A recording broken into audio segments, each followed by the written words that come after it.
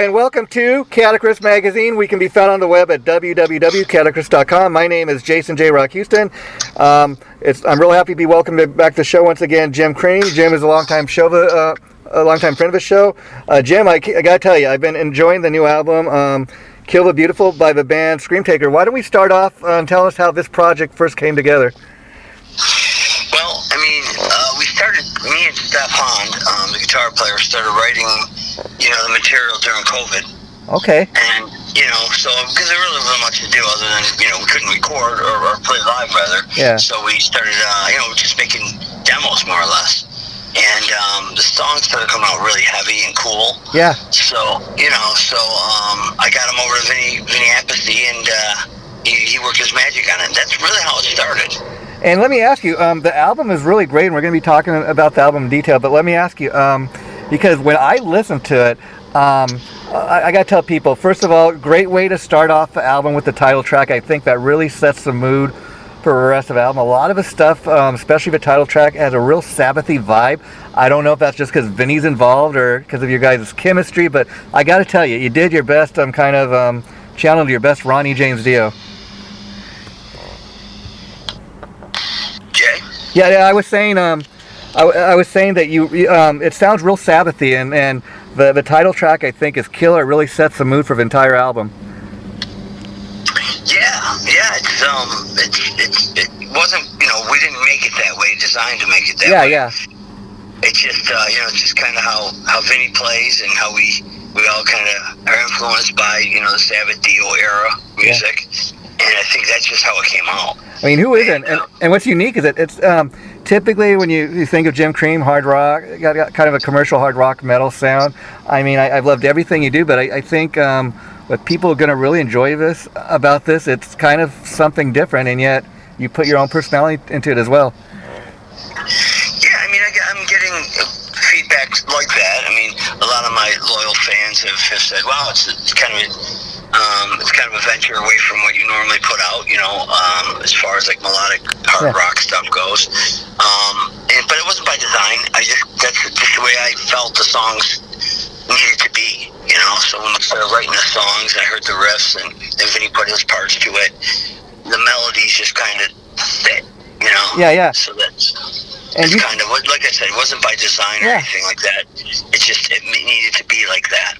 The best thing I can say is, it's a full album. We get 12 great tracks, all killer. There's not like one dud track on here, but do you think part of the heaviness has anything to do with what everybody's been going through the last 2.5 years with COVID and all the lockdowns and that, and not being able to get out there and do live shows? Yeah, that could be part of it.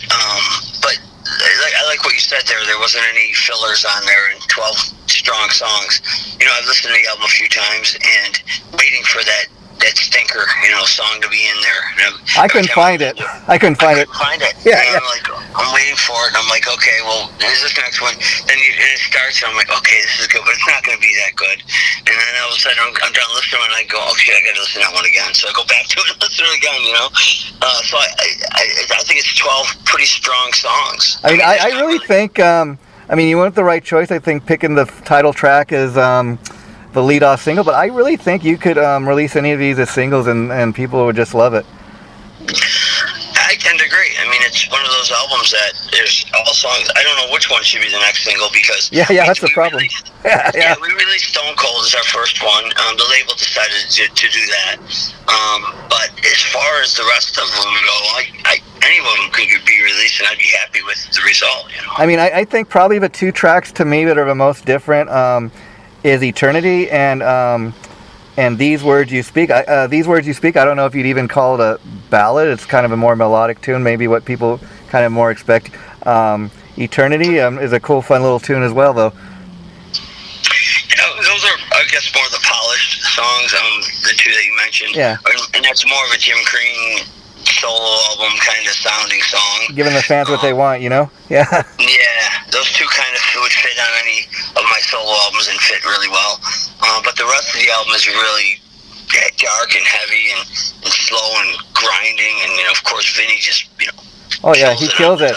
And I think when people listen to this, first time, because I just loved every track, I'm telling you. And the thing is, I think people are maybe have one expectation of what a Jim Crean album is supposed to sound like, but they're going to get done listening to this and going to think, oh wow, this guy, he is so much more capable of doing so much more than what I thought he could do, you know? Well, it's good to hear. Yeah, I mean, I didn't set out to do that. It just kind of happened that way. Yeah.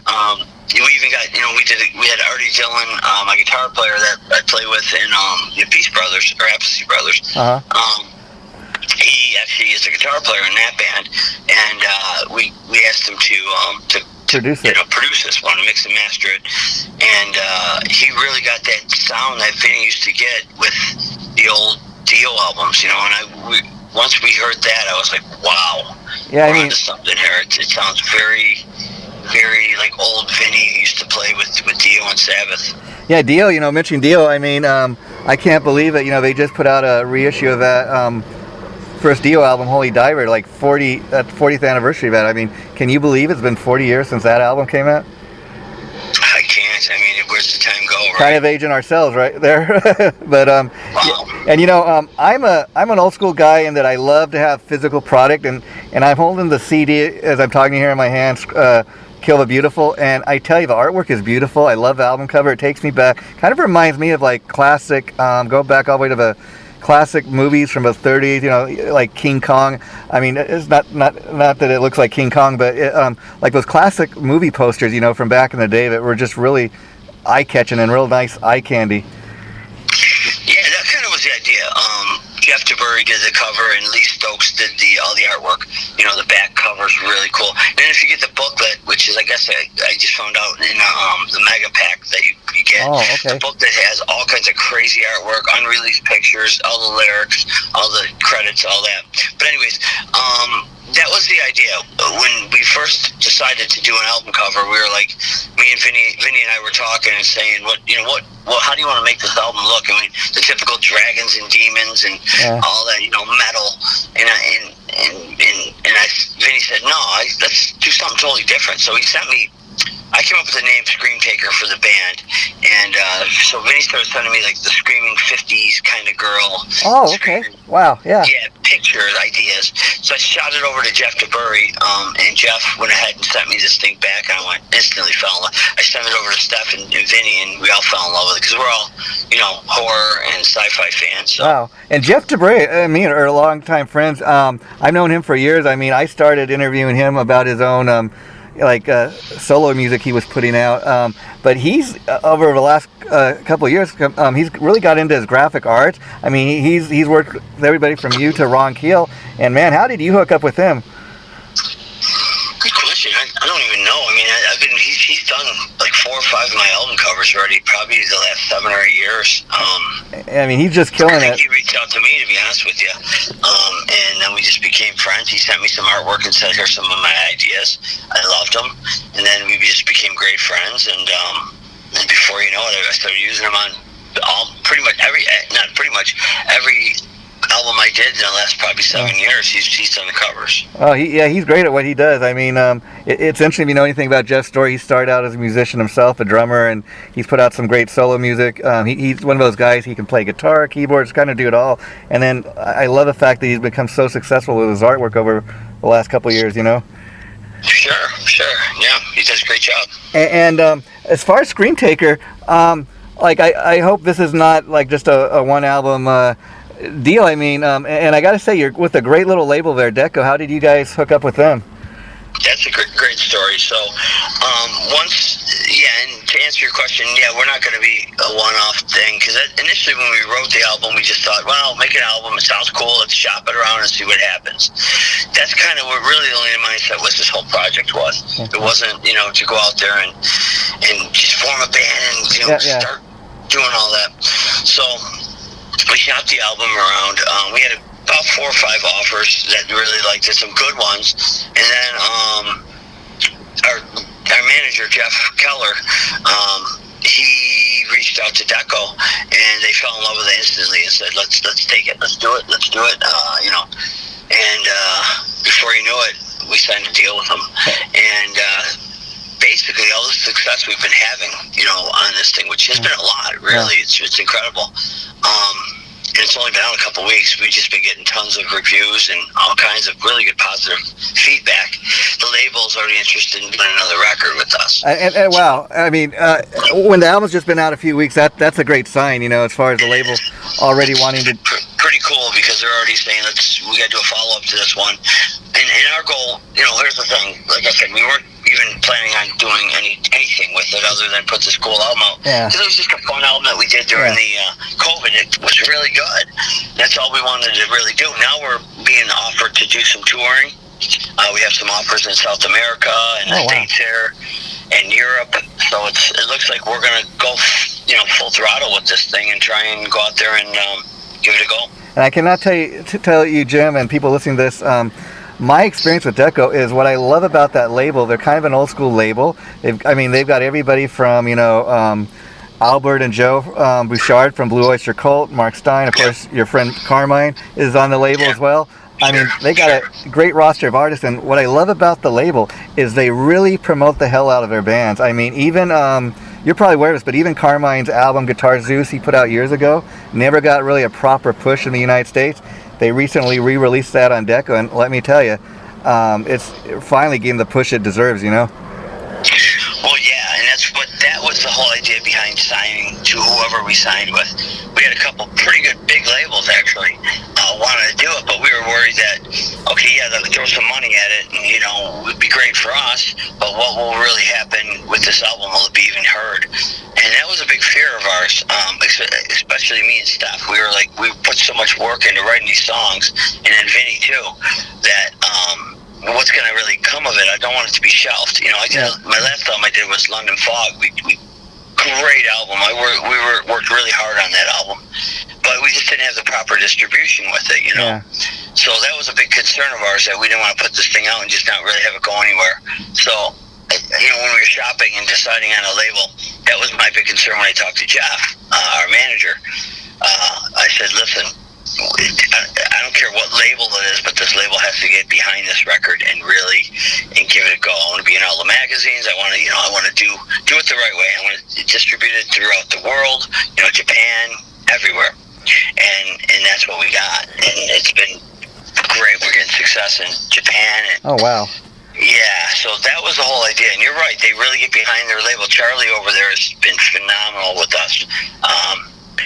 Glad to hear that, because this album deserves to be heard. And you know, I know both Vinny and Steph appeared on London Fog, and I was curious. To me, Steph Hahn, he's like one of these guitar players that's kind of really a, you know, like a lot of people do not know about him. But I think because of you, more and more people are starting. How did you first hook up with him or discover him? Yeah, we're trying to figure that out. But yeah, he's really, in Europe he's really well known, but in the States not so much. But I'm helping him to become well known here in the States. You know, so that's what our goal is. Me and Vinny, of course. Yeah, of course, yeah. But we're trying to figure out how we really met, and I know that you know, back years ago, Vinny played on a couple of his solo albums. I think Steph reached out to me at that time after he heard the Peace album, the live album, and then we became friends, and then he said, hey, I got some songs if you're interested, and that's kind of how it started. And then him and I became really good friends, and to the point where we're writing songs together all the time. Oh, wow. And like I said, during COVID, I think he reached out to me, hey bro, how you doing? How you guys holding up over there? And I said, you know, we're not working, you know, we're not playing, so it's let's do something. He goes, well, I got some song ideas if you're interested. And I said, yeah, hell yeah. So he sent them over to me, and before you knew it, you're getting songs like, you know, Stone Cold. And I was like, wow. And we just had it all demoed off, and I finally said, I got to get this over to Vinny Appice, and he's just going to rip it up. I mean, and that's what happened. Yeah, I mean, I love the song. Another one I really love is Silver Tongue Devil. I mean, that's kind of a different sounding tune, but I love the fact, like, most people think devil, like, man, I mean, you're like, you know, she's a silver tongue devil. So was this written specifically about anybody, or just kind of a fun tune you guys came up with? No, just, you know, a silver tongue devil is someone who is sly and tricky. Yeah. And that's really all it really means. And it's not like you said, the devil. Yeah. It's about just a tricky person. And that's really what it's about. And it's you know, when I write songs, I don't really write about people. I just kind of write it's up to interpretation. What you think it is what it is. And as a songwriter, how much do you dig that, Jim? I mean, you know what you wrote these songs about, but you must have people writing to you or emailing you or even coming up to you and telling you, hey, I really dug that song on, London Fog, and it means this to me. And you're like thinking that's not what it's about, but hey, if that's what you got out of it, great. You nailed it. That's exactly what I get that all the time. Actually, they come up to me and they say, "Wow, that song really." I was going through that at that time, and I'm thinking, well, it wasn't about that, but you know what? If that's what it is about to you, and it helps you get through that whatever moment in your life, well, fantastic. And I'm not going to tell them what I really wrote it about because that changes it for them. And when I listen to music that I love, and then I read about, oh, that's what the song's really about, but I thought it was this, or vice versa with lyrics.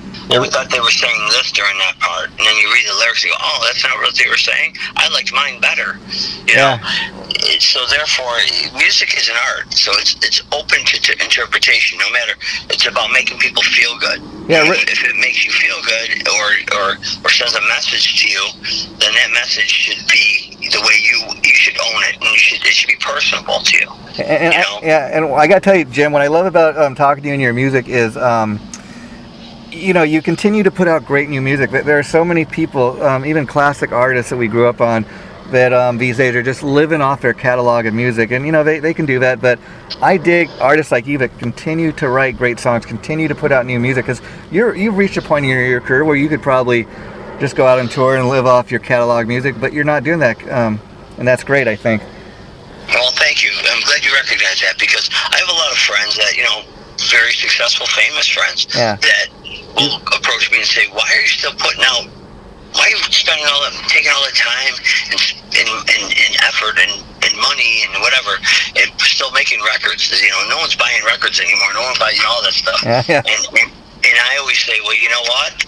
The 5 people or 100 people or 1,000 people or 1 million people that buy that album will get something out of it, that I'm going to keep making records. And, I like making records. I've always have. I've done and made records since I was a kid. And I'm going to continue to make records as long as I'm doing this. And as far as people not buying CDs like they used to, some of that is true, but I think, like you're seeing with Kill the Beautiful, if you make a good enough album, people are going to at least check it out. Enough people are, giving you a good review about it. Enough people are saying they dig it. Somebody's checking it out. Well, you're right. And guys like you, we've had this conversation in the past. Guys like you who like anything, if you like an artist, you're going to buy their whole catalog, I mean, that's the way it was back in the day. I mean... I have a lot of fans fans and friends, whatever, that will reach out. When's the next Jim Crean record? When's the next whatever project I'm doing? If I'm doing the Apathy album or I'm doing a Scream Taker or whatever band I'm in, when's that album coming out? And they'll buy everything I do. And so I like that, and they're happy. And when I like a band, if they're constantly putting out material, I'm happy about that. That's why bands just rest on their, like you said, their laurels, and you just kind of say, all right, I did it, I made it, I made some great albums, and now I can just kick back and basically just ride the wave. And in all honesty, that gets stale after a while. I know when you play live, they want to hear the bigger songs, they want to hear all the songs they're familiar with, but it's kind of fun. Like when we come out with Scream Taker, we're going to come out with Scream Taker, it's going to be everything off that album, and then we're going to probably do some Black Sabbath, some Dio, because that's Vinny's career. We'll do some stuff off my solo albums that Steph and Vinny played on. Right now we have a few guys in mind for bass, and keyboards, so we're going to fill those positions. But when we go out, we're going to play a mix of all of that. We have to, you have to play some stuff like Dio and Sabbath, and you have to do those songs to keep people, familiar with what you're doing. But it's going to be refreshing to go out and play this record live.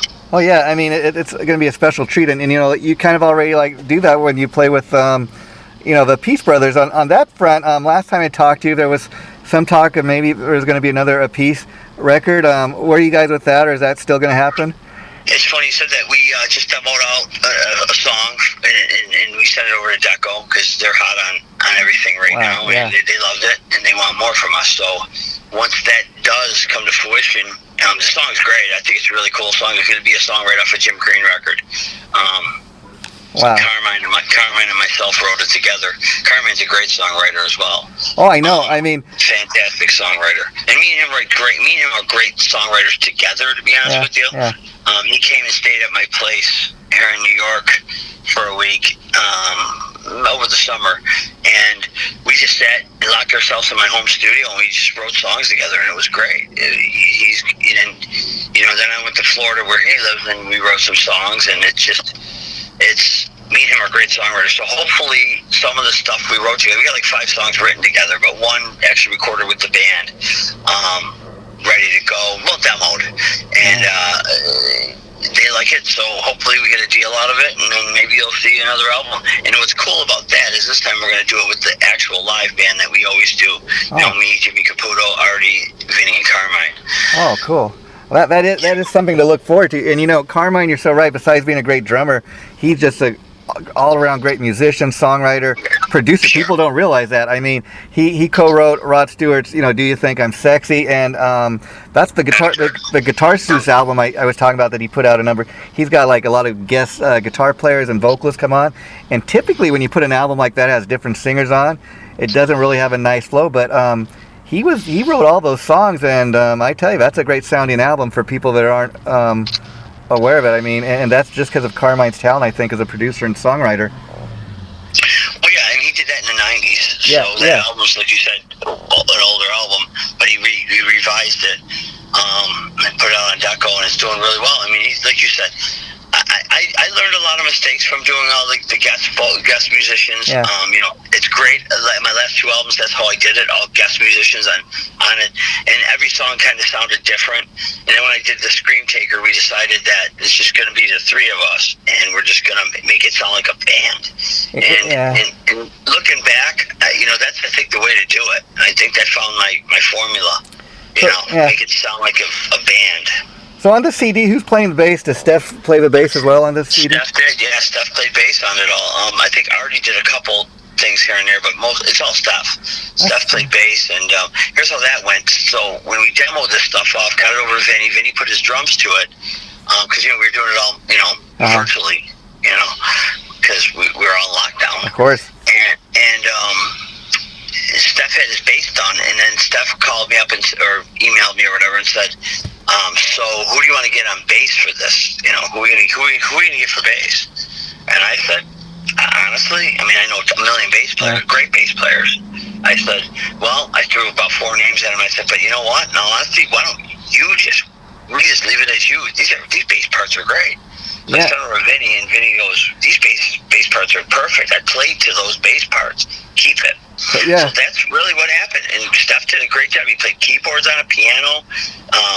I did all the vocals, and Vinny did the percussions, and Steph did the bass. Yeah, because when I announced last week that I was going to be interviewing you today on my Facebook page, I made a comment to the effect that I think this band is the best power trio since the Jimi Hendrix Experience, because if you think about it, aside from maybe Grand Funk Railroad, there really, or even the Who, there hasn't been a great power rock trio in years.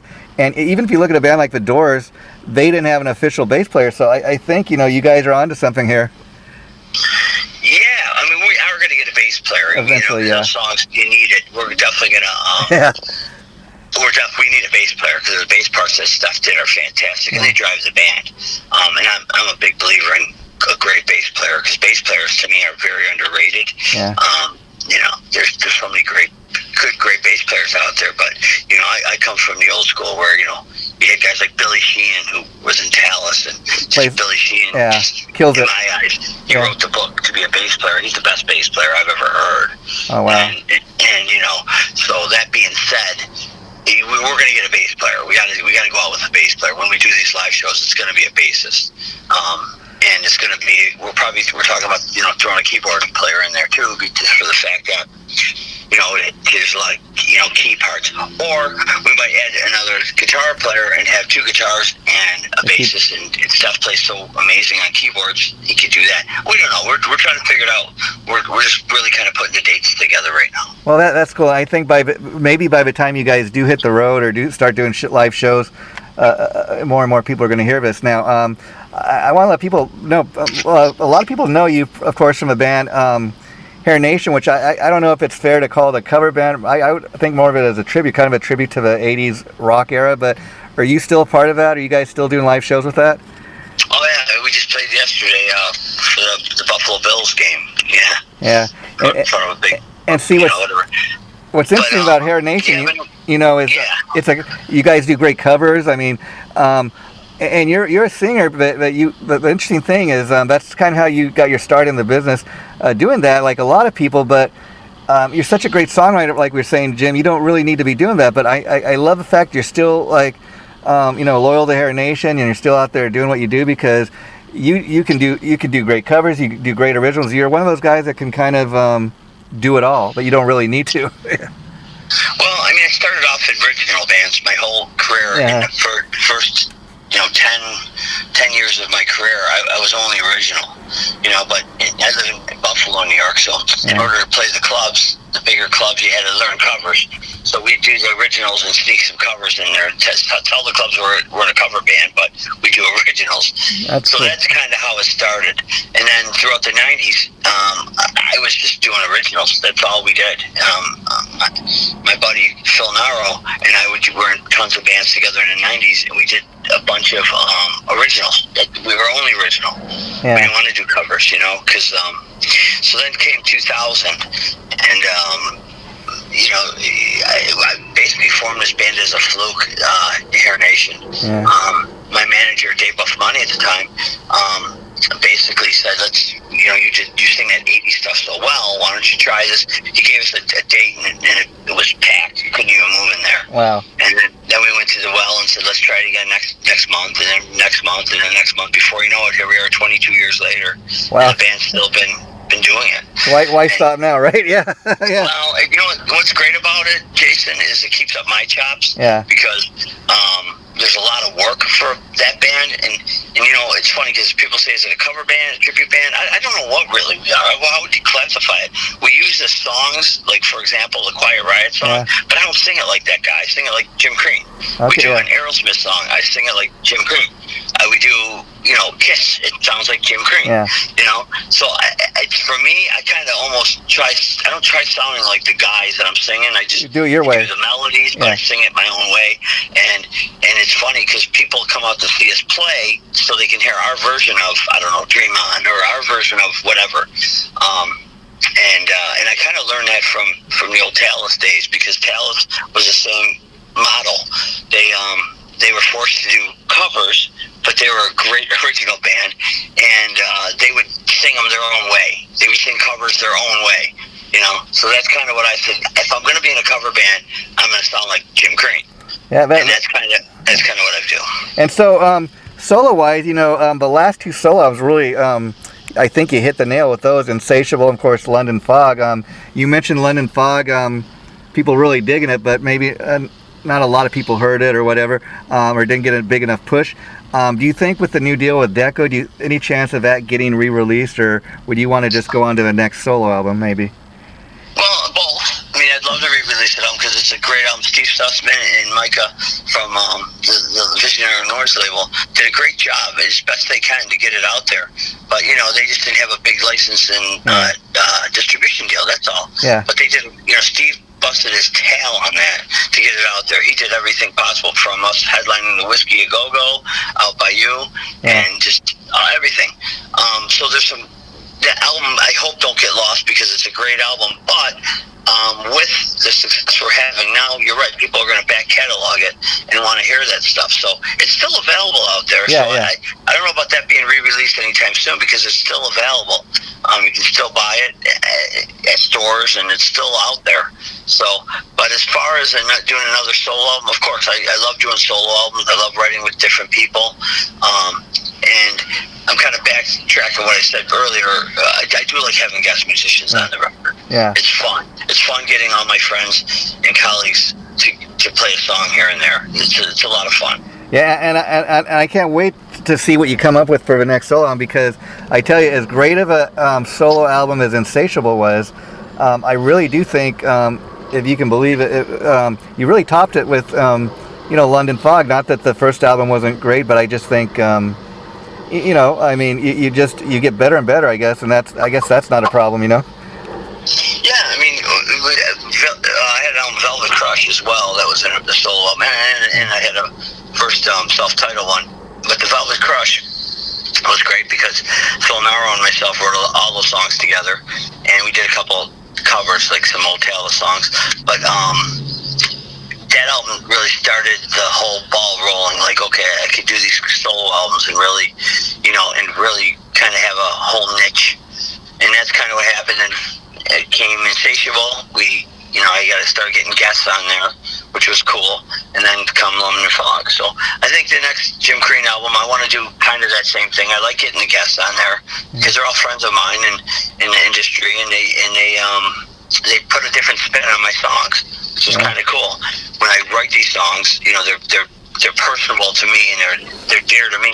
But it's nice when I hear my friends, I send them over, and the next thing you know, it takes in a different direction. So it's kind of cool. Yeah, and I think like you got a great point there that having different guest players on the different tracks, it kind of gives each track kind of a life of its own. It kind of you know, like Robbie Lochner, he's another guy you had guest on the album, and I think, I mean, if he had been around like in the 80s, I think he would have been a huge guitar hero back in the day. I mean, he's another one of those guitar players, very much like Step. I think, man, he's great at what he does. Both of those guys, Step, Robbie Lochner. I had Dave Constantino on there from Chalice. He's unbelievable. The guitar players that I've worked with throughout my whole career have been just unbelievable. I mean, I had Rowan Robertson on that. Oh wow.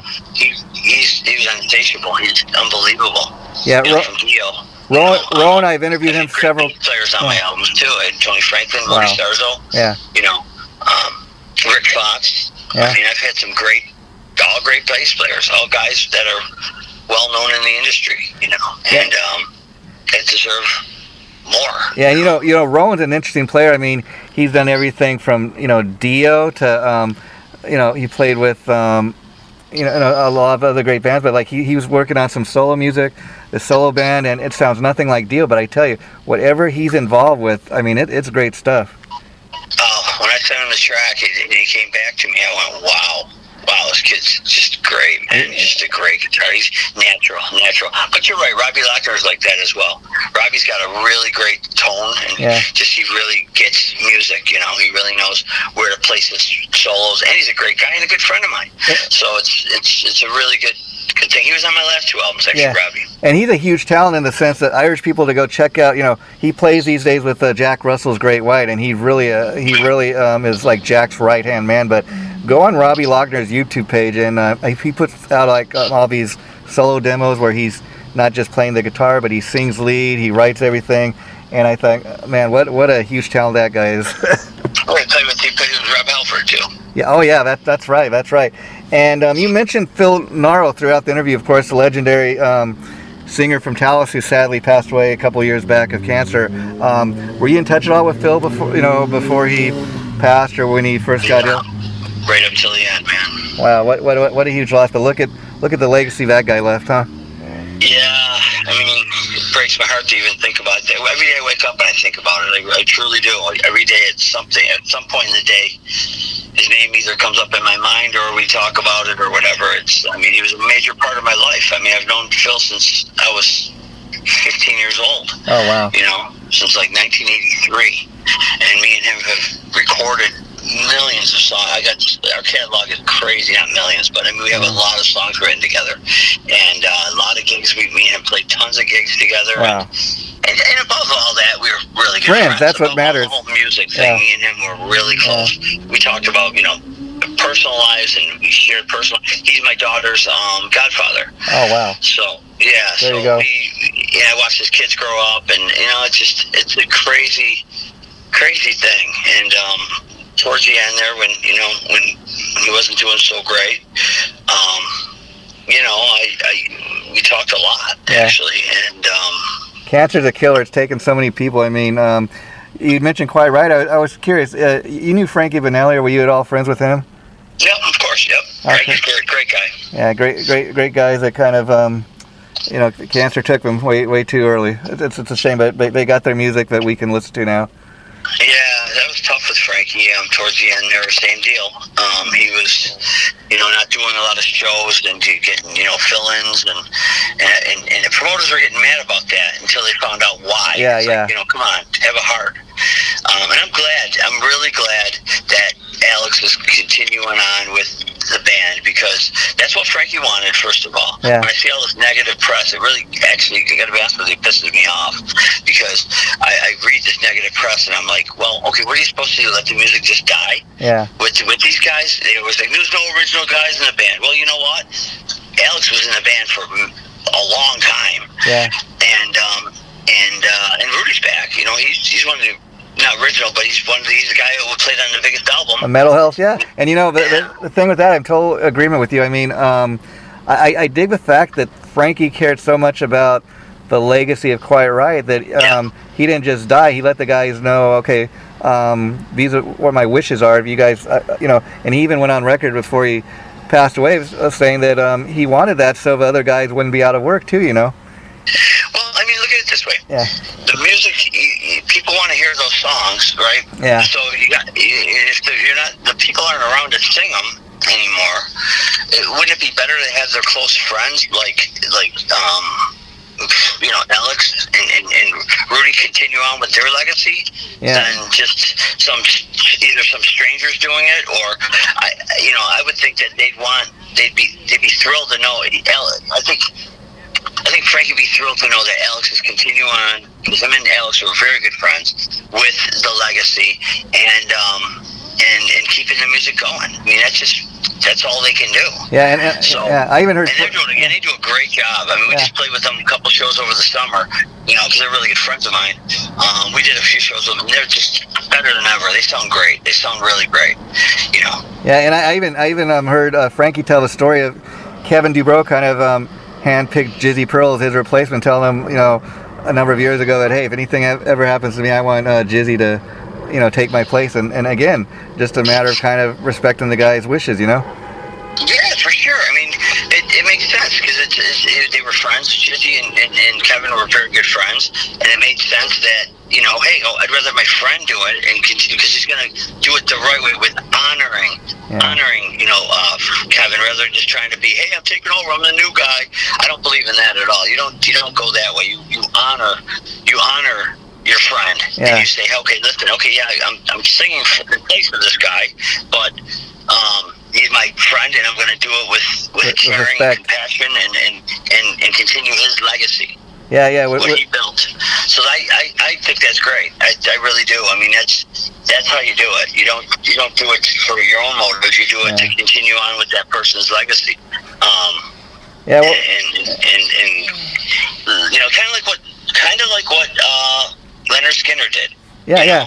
Leonard Skinner. I think of that much more than even a rock band. It's kind of become a way of life where, not just the original guys, but other guys have come and gone and died over the years, and a new guy comes in. It's just it's become like the family, or of a legacy, if you will, and they're finally kind of bringing that to an end. But I think a lot of people respect that, Leonard Skinner, what they've done. And as you can tell, Jim, I followed your career, and I'm a longtime fan, and it's been great talking to you. Before we wrap it up, the last question I have for you. So we get these 12 great songs on the new Kill the Beautiful Scream Taker CD. Now, did you write a lot of tunes, like you were saying? Was it hard to pick through the 12 tracks that would make the final cut? Great question. I've done about 1,000 of these interviews for the album. I haven't been asked that. So good question. No, we wrote 12 songs. We actually wrote 11 songs. Wow. And then the label said, hey, we should do it like another song, just in case we need it. So then we wrote Shine On. And we initially demoed it, and it just wasn't coming together. So then Vinny kind of took it and kind of restructured it, and then that's how the album came out. The song came out, and it's a great way to end the album with Shine On. So we wrote 12 songs, and 12 songs made the record. Oh, that's cool. I mean, I can't. Good songs. Yeah, 12 songs are good. So it's kind of crazy. Well, Jim, you take care. And the interview we just did, I'm going to be posting it sometime next week. I'll be sure to let you know when it goes up next week, and be sure to share it and let everybody know. And let's keep in touch. And I'd love to do this again down the line. Great job. Thanks, gang. And always thanks for supporting my career. Well, like I said, we love the hell out of everything you put out. It's just great music, and that's what we're all about, promoting and spreading the love. Thank you, buddy. And yeah, feel free to put it on my wall and all that, and tag all the people we mentioned in here and all that. Okay, take care, Jim. Bye-bye. Thanks again. Thanks,